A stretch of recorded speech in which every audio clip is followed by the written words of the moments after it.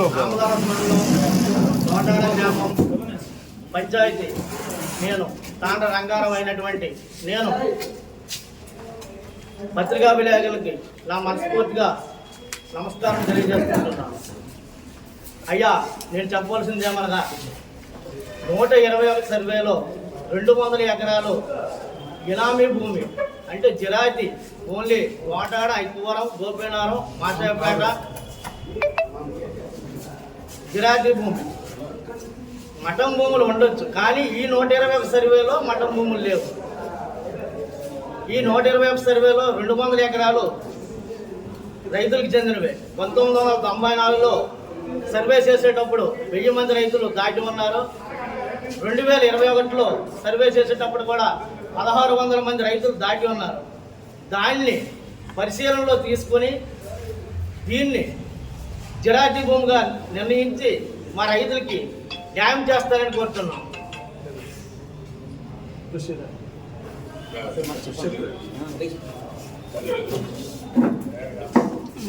పత్రికా విలేకరులకు అందరికీ నమస్కారాలు. ఈరోజు చింతాడ రవికుమార్ గారు, నా పేరు సంకుల రామమూర్తి, ఇక్కడ నివాస యోగ్యుని. ఈరోజు చింతాడ రవికుమార్ గారు చెప్పిన దాంట్లో రైతులు బ్రోకర్ల కింద తీసుకొచ్చారు, రైతుల్ని బ్రోకర్ల కింద చేశారు. అంటే రైతుల్ని ఎంతవరకు దీనస్థితిలో ఉన్నాం చాలా ప్రభుత్వాల్లో, ఈరోజు బ్రోకర్లను కూడా చేసే ప్రభుత్వం వాళ్ళదని ఈరోజు ఈ పత్రికా సమావేశంలో చెప్పుకుంటున్నాం. ఆ రోజు కనిపించిన రైతులందరూ ఆయనకి బ్రోకర్లుగా ఎందుకు కనిపించారో మాకు అర్థం కాలేదు. అక్కడ రైతులు చాలామంది వెనక కూర్చొని ఉన్నారు. రైతులందరూ రైతులుగా కనిపించాలో లేకపోతే కండువాలు నాగలు పట్టుకొని రావాలో తెలియదు ఆయనకు రైతులుగా కనిపించడానికి. ఆయన ఎందుకు అలా మాట్లాడారో ఇది చాలా సిగ్గుచేటుగా మేము భావిస్తున్నాం. అలాగే ఎంతవరకు ఇక్కడ రోడ్లు ఫోటోలు తీసి ఆయన చూపించుకొచ్చేస్తున్నాం. ఈరోజు రోడ్లు అనేది డెవలప్మెంట్ విషయంలో ఇక్కడ 1500 నుంచి 2000 కుటుంబాలు జీవిస్తున్నాయి. వాళ్ళందరూ కూడా వెళ్ళి మా పరిస్థితి ఇలా ఉంది, మా బతుకిలా అయిపోయింది, మేము వెళ్ళి రాలేకపోతున్నాం, మా బాధలు ఎలా ఉన్నాయి, మా పిల్లలు స్కూల్కి వెళ్ళి వచ్చి రాలేకపోతున్నారు, మీరు ఒక్కసారి వచ్చి పరిగణలో తీసుకోండి అని మేము రాతపూర్వకంగా కూడా ఆయనకి సమర్పించి, మేము ఇన్ని ప్రభుత్వాలు మారుతున్నాం, మా రోడ్లు అవ్వట్లేదు, మా దయచేసి మమ్మల్ని కరుణించండి అని ఆయన వేడుకుంటే ఆయన వచ్చి మాకు రోడ్లు అనేది వేయడం జరిగిందండి. ఈరోజు ఆ రోడ్లను చూపించి కోన రవికుమారే లేఅవుట్ వేసాడు, కోన రవికుమారే లేఅవుట్ వేసాడు అంటున్నాడు. కోన రవికుమారే లేఅవుట్ వేయటువంటి మాసయ్యపేటలో ఇంతకు ముందులో 100 సంవత్సరాల నుంచి వేసారు రోడ్లు. ఇంతవరకు ముందు ఉన్న ఎమ్మెల్యేలు అందరూ రోడ్లు వేసి అక్కడ లేఅవుట్లు వేస్తే వాళ్ళందరూ ఇల్లు కట్టుకున్నారా ఆయన తెలియజేయాలని మేము కోరుకుంటున్నాం. తోటాడ, గోపీనగరం ఇవన్నింటిలో ఇంతకు ముందులు వేసి రోడ్లన్నీ విస్తరణలు చేశారు. అంటే అవన్నీ ఇంతకు ముందులు ఎమ్మెల్యేలు అందరూ రోడ్లు వేసి లేఅవుట్లు వేసారు. అవన్నీ వాళ్ళ పూర్వీకుల నుండి వచ్చాయా ఆయన తెలుసుకొని మాట్లాడాలని కోరుకుంటున్నాం. అలాగే 200 ఎకరాలు అంటున్నారు. అసలు 200 ఎకరాలు ఎక్కడ ఉంది? ఇక్కడ కొంత భాగం ఏట్లో పోయింది, కొంత భాగం మాసయ్యపేట ఊరే క్రీస్తు పూర్వం నుంచి ఉంది, కొంత భాగం హైవేలో పోయింది, కొంత భాగం గోపీనగరంలో పోయింది. అంతా కలిపి ఈ 200 ఎకరాల్లో ఈ 3.5 ఎకరాలే ఆయనకి ఎందుకు కనిపిస్తుందో మాకు అర్థం కావట్లేదు. ఏమైనా ఆయన కొనపడిందేమో దీని మీద మాకు అర్థం కావట్లేదు. ఇంతకు ముందులో వాళ్ళ మనుషులే ఇక్కడ లేఅవుట్లు వేశారు, విస్తరణలు చేశారు, రోడ్లు వేశారు, కరెంట్లు వేయించారు. అప్పుడంతా ఈయనకి ఎందుకు కనిపించలేదో మాకు అర్థం కాలేదు. అసలు ఈ ఏరియా, ఈ కాలనీ డెవలప్ అయిందే వైసీపీ, కాలనీ అంతా విస్తరించింది వైసీపీ గవర్నమెంట్లో. అంటే లేఅవుట్లో అప్పుడు ఎవరు వేశారండి? వైసీపీ గవర్నమెంట్ లేఅవుట్ వేసి అమ్మితే మేము అందరం కొనుక్కున్నామా? ఇక్కడ లేఅవుట్లు వేసింది ఇక్కడ ఎవరు లేఅవుట్లు పర్సనల్గా వేయలేదండి. రైతులకి 2007లో రైతులకి సాగు హక్కు కింద 67-33% ధర్మాన ప్రసాదరావు గారు కూర్చుండబెట్టి రైతులకి సెటిల్ చేశారు. మీరు ఎన్నాళ్ళు సాగు చేశారు కాబట్టి మీకు ఈ భూములన్నీ మీకు ఇగో ఈ 33% ఇస్తున్నామని సాగు హక్కు పేపర్లు కూడా మీకు మేము సమర్పిస్తామండి. అయితే అప్పుడు రైతులు మేము అందరం ఇక్కడి నుంచి వెళ్ళటానికి మాకు రోడ్డు కావాలి కదా, మా పొలాలకు మేము వేసుకోవాలి కదా రోడ్డు అని చెప్పి వాళ్ళు రోడ్డుని నిర్మించుకున్నారండి. రైతులే రోడ్డులు నిర్మించుకున్నారు. ఇక్కడ మెయిన్ పాలకొండ రోడ్డు నుంచి చివరి వరకు కూడా కొత్తగా వేసిన రోడ్లన్నీ ముందు కచ్చా రోడ్లు నిర్మించుకున్నారు. కచ్చా రోడ్ వేసారండి, WBM వేసారండి, తర్వాత సీసీ వేసారు. అదే చెప్తాను సార్. కచ్చా రోడ్లు వేసిన తర్వాత రైతులు వాళ్ళ అన్నదమ్ముల పంపకాలకి మళ్ళీ వాళ్ళు ఎవరి బిట్టుకు వాడు వెళ్ళిపోవడానికి కచ్చా రోడ్లు వేసుకున్నారు. అందరూ వేసుకున్న తర్వాత బిట్లకి అక్కడ రైతులు ఏం చేశారు, సూరపు గురయ్య, సూరపు అప్పలస్వామి, అలాగే సాధు శ్రీనివాసరావు, వీళ్ళందరూ తదితరులందరూ ఈ రైతులందరూ కలిపి రోడ్లు నిర్మించుకొని, అంటే కచ్చా రోడ్లు నిర్మించుకొని భూముల్ని బిట్ల కింద విడదీసుకొని, అంటే వాళ్ళకు వచ్చిన వాటాలు రైతులే విడదీసుకొని, అన్నదమ్ములు వాటాలు కదంటే ఇప్పుడు 10 సెంట్లు ఉందనుకో, 3 అన్నదమ్ములు ఉంటే 3 సెంట్లు వేసి పంచుకుంటాం. అలాగే బిట్లుగా విడదీసి వాళ్ళు అక్కడ కొనుక్కునే వాళ్ళకి వాళ్ళ అవసరాల కోసం అమ్ముకున్నారు. ఇప్పుడు ఇక్కడ నిర్మాణంలో మేమందరం జీవిస్తున్నాం, ఇక్కడ బతుకుతున్నాం. ఎక్కడి నుండో వచ్చి రూపాయి తక్కువ వస్తుంది, సొంత ఇల్లు కళ నెరవేరుతుందనే ఆలోచనతో మేమందరం వచ్చి ఇక్కడ ఇల్లు నిర్మించుకున్నాం. ఇక్కడ ఈ విషయంలో ఏ ఎమ్మెల్యేకి కానీ ఏ మినిస్ట్రీకి కానీ సంబంధం లేదు. అది నిర్మించుకోవడం ఆయనకి ఎందుకు ఇష్టం లేదో మాకు అర్థం కావడం. జిల్లా నలుమూలల నుంచి, ఈ నియోజకవర్గం నలుమూలల నుంచి మేమందరం వచ్చి ఇక్కడ ఇల్లులు నిర్మించుకున్నాం. ఈరోజు రవికుమార్ వచ్చిన తర్వాతే మేము ఇల్లు నిర్మించుకోలేదండి, ఇంతకు ముందలే నిర్మించుకొని ఉన్నాం. ఇక్కడ ఈ లేఅవుట్కి రవికుమార్కి ఇక్కడ లేఅవుట్ అంటారు. ఎక్కడ లేఅవుట్ ఉందండి అసలు? రైతులు పంచుకొని రోడ్లు వేసుకున్నారు, దాన్ని మేమందరం కొనుక్కొని. అదే ఇది లేఅవుట్ కాదు, ఇది ప్రభుత్వ స్థలం అని మీ కార్యదర్శి, మీ రెవెన్యూ అధికారి కలిసి బోర్డు పెట్టి బోర్డులను, ఆ బోర్డులో సిద్ధార్థ రవికుమార్ గారికి జాగ్రత్తగా చదవమని చెప్పండి సార్.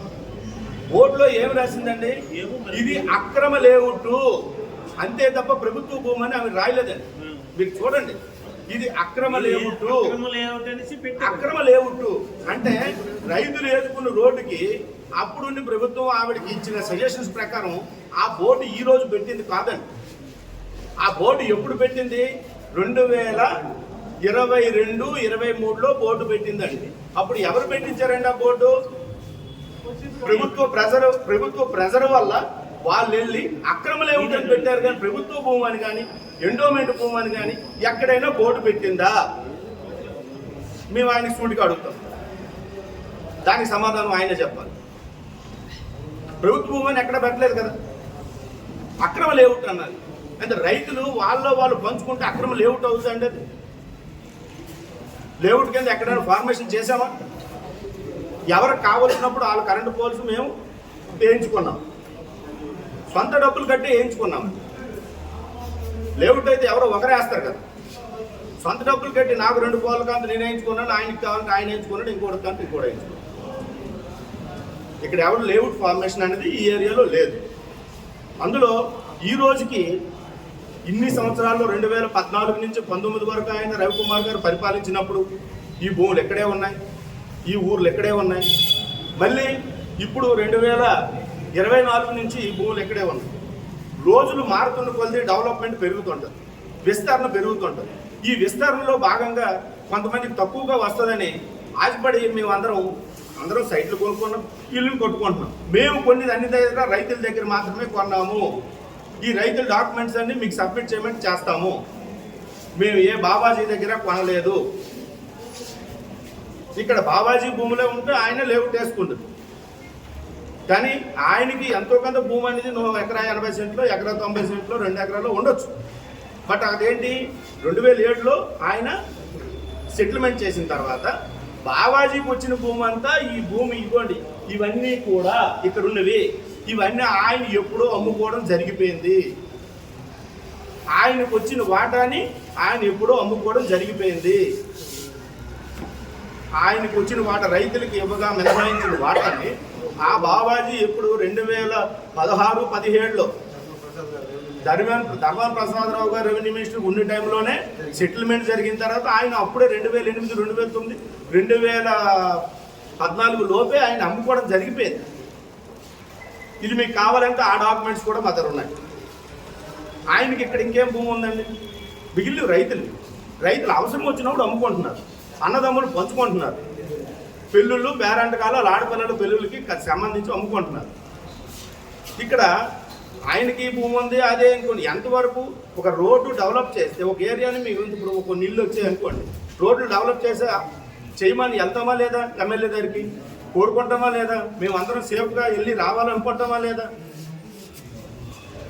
అది దానికి ఒక రకంగా మనకి డెవలప్ చేస్తూ కొంతమంది బతుకుల్లో వెలుగులు నింపుతున్న వాళ్ళకి మధ్యలో వచ్చి భయభ్రాంతులను చేస్తున్నారు. వీళ్ళు వచ్చి తెలిసి తెలియని సబ్జెక్టుతో భయభ్రాంతులను చేస్తున్నారు.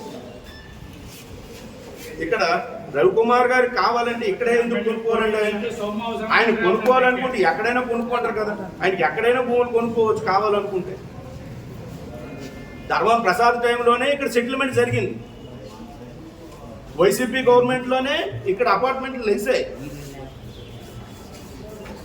ఈ రోజు ఆయన వచ్చిన తర్వాత అపార్ట్మెంట్లు ఏమీ పెద్దగా లేచిపోలేదండి. వైసీపీ గవర్నమెంట్లోనే లేసాయి. అంటే అప్పుడు ఎమ్మెల్యే లేఅవుట్ వేయాలి, లేదా ఎమ్మెల్యే అపార్ట్మెంట్లు వేయించి ఉండాలి. ఇప్పుడు ఆయన చెప్పిన లెక్క ప్రకారం అయితే అది మీరు గమనించాలి. నెక్స్ట్ రోడ్లు వేశారు, ఎన్ఆర్జీఎస్ గవర్నమెంట్ నిధులతో రోడ్లు వేశారు. గవర్నమెంట్ నిధులు ప్రజలు నివసిస్తున్న దగ్గర డెవలప్మెంట్ కోసం గవర్నమెంట్ నిధులు కాకపోతే పర్సనల్ ఎవరైనా వేయిస్తారా? ఇప్పుడు ఇదే 200 ఎకరాల్లో ఆంధ్ర వలస నుండి శ్రీకాకుళంకి వెళ్ళిన మధ్యలో ఇంచుమించు 10 ఎకరాల భూమి ఉంది ఈ రోడ్డు భాగం. మరి ఇది ప్రజల డెవలప్మెంట్ కోసం రోడ్డు వేసిందే కదండి. అంటే అది కూడా రవికుమారే లేఅవుట్ వేసి రేట్ వేసారు అంతగా. ఈ రోడ్డు వేయడానికి కానీ 100 అడుగులు 70 అడుగులు 80 అడుగులు రోడ్డు వేయడానికి గాను ఆయన ఏమైనా కమర్షియల్ అవతల తీసుకున్నాడు అంటారా? నెక్స్ట్ ఈ హైవే రోడ్డు వేశారు.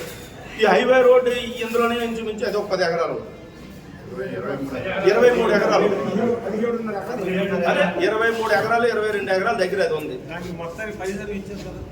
పరిహారం ఎవరికి ఇచ్చారండి? పరిహారం ఎవరికి ఇచ్చారు సార్? రైతులకి ఇచ్చారు. అంటే అక్కడ ఎవరు ఉన్నట్టుగా? భూములో ఎవరు ఉన్నట్టుగా? భూములో ఎవరు ఉన్నట్టుగా? ఎవరికి పరిహారం ఇచ్చారు సార్? ఒక నిమిషం, ఎవరికి పరిహారం ఇచ్చారు? రైతులకి కదా. రైతులు కాదు అక్కడ చేస్తున్నాను. అదేనండి, అదే రైతులకే. అక్కడ ఎవరైతే సాగు హక్కులో ఉన్నారో, సాగు హక్కులో ఎవరు ఉన్నారో, ఎవరు భూములు అయితే ఉన్నాయో వాళ్ళకే ఇచ్చారు కదా. వాళ్ళకే ఇచ్చారు కదా. భూమి పోయినప్పుడు అప్పుడు బాబాజీకి ఇవ్వాలి కదా. అప్పుడు బాబాజీ మటన్కి ఇచ్చేయాలి, కానీ ఇక్కడ రైతులకు ఇవ్వాల్సిన పని వచ్చింది. అప్పుడు నష్టపరిహారం సాగు హక్కు కింద భూమి పోయేటప్పుడు సదా హక్కు కింద వచ్చేటప్పుడు బాబాజీకి నష్టపరిహారం ఇవ్వాలి కదా. భూమి తాడికిస్తారు కానీ అప్పుడు రైతుల భూములు కాబట్టి రైతుకి ఇచ్చారు. ఒక మిస్టేక్ జరిగిందండి. ఆగండి, ఆయన కంప్లీట్ చేయండి. ఎవరో కంప్లీట్ చేయండి. అక్కడ రైతులకి సాగు రైతులకి భూములు ఉన్నాయి కాబట్టి రైతులకి భూములు ఉన్నాయి కాబట్టి రైతులకి ఇవ్వడం జరిగింది. లేకపోతే భూమి ఎవరిదైతే వాళ్ళకి ఇస్తారు తప్ప సాగు చేసిన వాడికి నష్టపరిహారం ఇస్తారా ఇవ్వరా? భూమి ఎవరిదైతే వాళ్ళకి మాత్రం ఇస్తారు. సాగు చేసిన వాడికి ఎవరికి ఇచ్చేస్తారు? మీరు 4 ఎకరాలు మీ ఊర్లో మీరు పండించట్లేదు, ఎవరికో ఇస్తారు. అక్కడ ఏదో డెవలప్మెంట్ జరుగుతుంది, అప్పుడు మీకు ఇస్తారా? సాగు చేసిన వాడికి ఇచ్చేస్తారా? అన్నదాత సుఖీభవ ఈ రోజు రైతులకు ఇస్తున్నారు. రైతు ఎవరి భూమి అయితే వాళ్ళకే ఇచ్చారు. రైతులు మాది నిషేధిత భూముల్లో 2002 వరకు చిట్టుబాబు గారు, రాజగోపాలరావు తరఫున చిట్టుబాబు గారు 2002, 2003లో కూడా 121 మీద రిజిస్ట్రేషన్లు జరిగాయి. 121 సర్వే నెంబర్ మీద రిజిస్ట్రేషన్ జరిగాయి.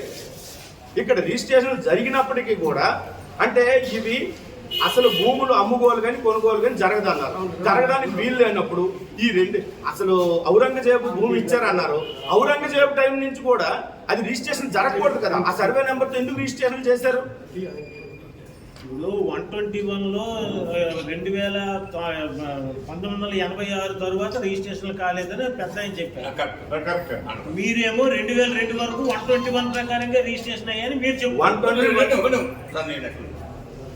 లాక్ కూడా హైవేలో 2000 సంవత్సరంలో ఎన్హెచ్పై ఎక్స్ప్లేషన్ చేశారు. ఎక్స్ప్లేషన్ చేసిన తర్వాత మా ఇల్లు కాంపన్సేషన్ మాకు ఇచ్చారు.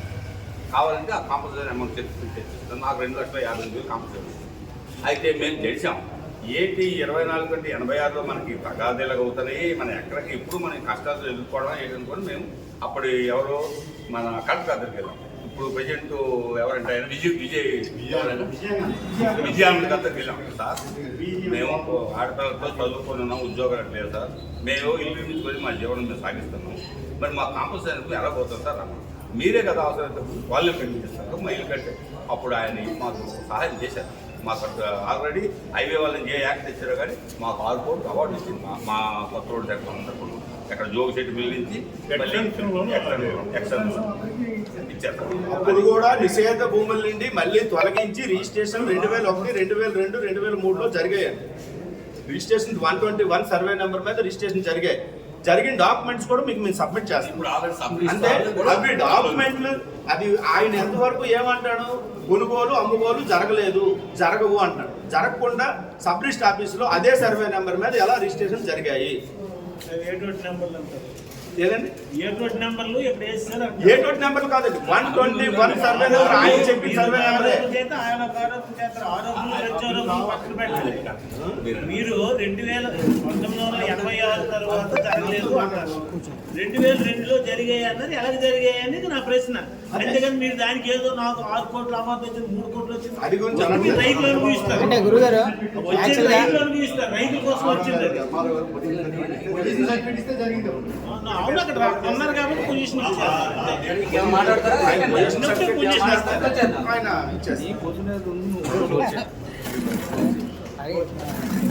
వాస్తవంగా రైతు ప్రెస్ మీట్ పెట్టడానికి కారణం ఏంటంటే చింతాడ రవికుమార్ అనే వ్యక్తి కోన రవికుమార్ గారి ప్రెస్ మీట్లో రైతులు ఎవరూ పాల్గొనలేదు, ఓన్లీ ఆయన చుట్టుపక్కల ఉన్న వాళ్ళందరూ బ్రోకర్ల ఉద్దేశంతో సంబోధించినారు.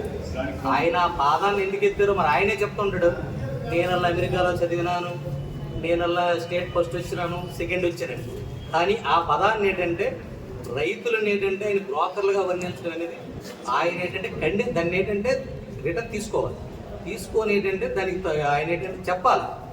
అంతేగాని ఇప్పుడు ఎవరు లేరు, నేనే ఆ రోజు ఉన్నాను ఆయన పక్కనే. నాకు ఈ 121లో 4 ఎకరాల భూమి ఉంది, పురాతన నుంచి వచ్చింది, నా తాతల నుంచి వచ్చింది, మా అమ్మల నుంచి వచ్చి కలిపి. లేదంటాడేంటి ఆయన? రైతులు బ్రోకర్లుగా వర్ణిస్తాడేంటి ఆయన? రైతులను బ్రోకర్గా వర్ణించినందుకు చింతాడ రవికుమార్ క్షమాపణ చెప్పాలి. రైతులు చెప్పాలి. ఏవి క్లిప్పింగ్స్ ఉన్నాయి, మీరు క్లిప్పింగ్స్ తీయండి. ఆ రోజు ఎవరు ఉన్నారు ఆయన పక్కన? ఈ రోజు కూడా అవలే ఉన్నారు రైతులు. లేరంటారేంటి? రైతులు ఎందుకు లేదు? అదేం పని అది? ఇదేనండి అంటే రైతుల మీద ఆయనకున్నటువంటి శ్రద్ధ అది. చెయ్యొచ్చు, ఆయన ఆరోపణ చెయ్యొచ్చు, ప్రత్యేక ప్రెస్ మీట్లు పెట్టచ్చు. ఆయన ఏంటన్నారు, రవికుమార్ వెనక కూర్చున్న అందరూ బ్రోకర్లే, రైతులు లేరని. నేను కూర్చున్నాను, నేను 4 ఎకరాల రైతులు. ఈ రికార్డులోనే ఉంది నా పేరు, మా అమ్మగారి పేరు ఉంది. లేరంటే రెడ్డి ఆయన 2017లో ఎవరు లేరు? రోడ్ వేయించాను నా సొంత ఎవరు లేరు? డబ్బులు. ఈ ప్రెస్ మీట్ లో కూర్చున్నారు, ఆ రోజు కూర్చున్నారు. సొంత నేను రోడ్ వేయించుకున్నాను, ఆ ఇల్లు కూడా మేము తెస్తామండి. రైతులను బ్రోకర్లు అనే పదాన్ని ఆయన విత్డ్రా చేసి క్షమాపణ చెప్పాలి. ప్రెస్ మీట్ పెట్టేస్తుంటారు కదా ఆయన. చెప్పాలి, రైతులు చెప్పాలి. తర్వాత ప్రతిదాన్ని ఆయన ఇక్కడ ఏదో భూతం ఉంది, ఇదంతా ప్రభుత్వ భూమి. ఎక్కడ ప్రభుత్వ భూమి? ప్రభుత్వం రైతులందరూ ఎందుకు వస్తారు ఇక్కడికి? ఆ గవర్నమెంట్ వస్తుంది కదా, ప్రభుత్వం వస్తుంది కదా ఇక్కడికి. ఎలాగవుతుంది? తెలియకుండా రెవెన్యూ మంత్రి చేసే ధర్మం పేరు ఆయన దగ్గరికి రోజు వెళ్తారు కదా, ఈయన అడగచ్చు కదా. ఏం మాట్లాడి ఆయన ఇదే ప్రెస్ మీట్ పెట్టినప్పుడు పెడతారు ఆయన అంటే వెనకున్న వాళ్ళు రైతులు అంటే రైతుల మీద ఎంత ప్రేమ ఉందో నిన్న ప్రెస్ మీట్ అయితే అర్థమైపోయింది. దానికి పెయిన్ పెట్టడానికి రీజన్ కూడా ఆయన రైతులు బ్రోకర్లు అన్నారు, రైతులు ఎమ్మెల్యే రవికుమార్ గారి పక్కన ఎవరు లేరన్నారు కనుక ఆ రోజు ఉన్నోను పెట్టడానికి కారణమే ఇది ప్రెస్ మీట్. మరి ఇంక వేరే ఉద్యోగంతో ప్రెస్ మీట్ పెట్టలేదు. బ్రోకర్లు అనే పదాన్ని వెనక్కి తీసుకోవాలి. అదే ఆయన తప్పకుండా తీసుకోవాలి, దానికే ప్రెస్ మీట్. సరే రేపు ఇదే